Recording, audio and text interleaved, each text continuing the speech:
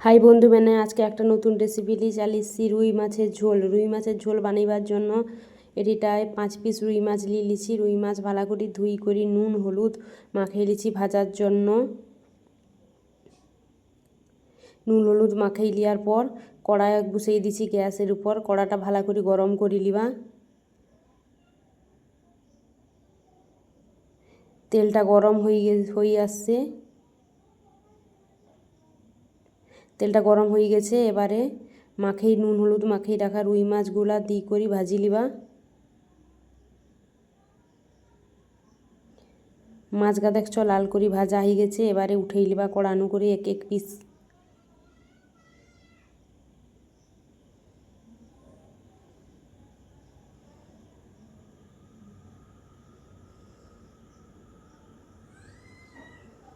তোমার কে কোনঠুনু আমার ভিডিও দেখোটা অবশ্যই কমেন্টে জানাইব। মাছগা ভাজা হয়ে গেছে। এবারে আমি ছোট ছোট পিস করে লিছি আলুয়া লাল করে ভাজি লিবা।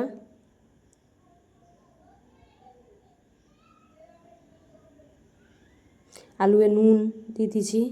নুন দিয়ে ভাজলি না আলুটা নরম হবে আর নুনটা আলুর ভিতরে ঢুকবে। এবারে ঝোল বানাইবার জন্য আমি এটি মশলা করে লিবা।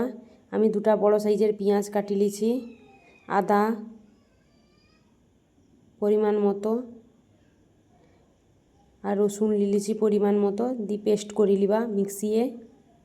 আলু আমার ভাজা হয়ে গেছে। এখানটায় আলুগা বারকি লিবা কড়ানো করি। সো কড়াটা আরেকটু সরিষার তেল দিয়ে দিবা।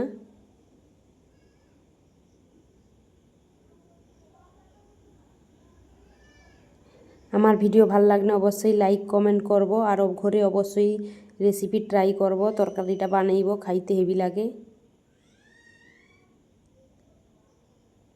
এবার বাটি রাখা পেঁয়াজ আদা রসুনের পেস্টটা দিয়ে দিবা।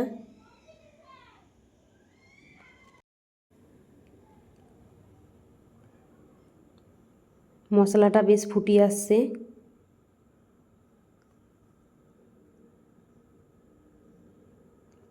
কে কোনঠুনু ভিডিওটা দেখোটা অবশ্যই কমেন্টে কইব আর এই রেসিপিটা ঘরে ট্রাই করব। মশলাটা একটু কষি আইনে আমি মিক্সি ধোয়া জল দিয়ে দিবা।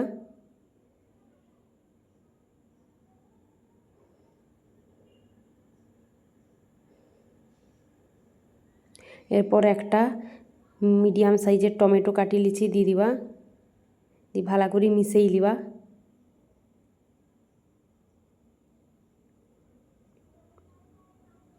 এবার পরিমাণ মতো হলুদ গুঁড়া লঙ্কার গুঁড়া দিয়ে করি মশলাটা মিশাই লিবা। এবার মশলাটা কষতে দিয়ে দিবা। মশলা কষা হয়ে গেছে আমার। এবার যে আলুগা ভাজি রাখছি দিয়ে দিবা। দিয়ে আলুগা মিশাই লিবা। কড়াই দিয়ে করি এপিট সেপিট উল্টাই করি আলুগা মিশাই লিবা।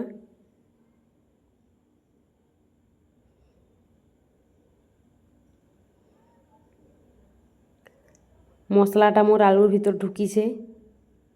এবারে পরিমাণ মতো জল দিতে হবে। যে যেরকম ঝোল খাবো সেরকম জল দিব।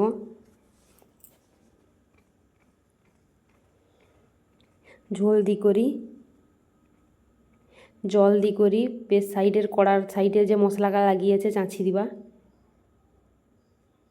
বা ঝোলটা ফুটিয়ে আসছে ভাজি রাখা মাছগুলা দিয়ে দিবা।